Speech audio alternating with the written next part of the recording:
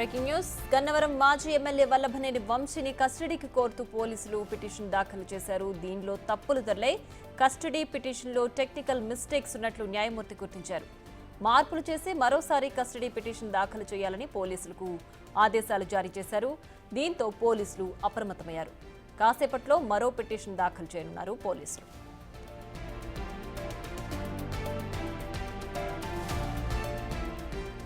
గన్నవరం మాజీ ఎమ్మెల్యే వల్లభనేని వంశీని కస్టడీకి కోరుతూ పోలీసులు దాఖలు చేసిన పిటిషన్లో తప్పులు దొర్లాయి.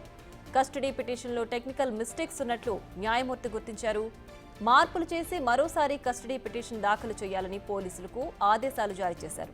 దీంతో పోలీసులు అప్రమత్తమయ్యారు. మరి కాసేపట్లో మరో పిటిషన్ దాఖలు చేయనున్నారు.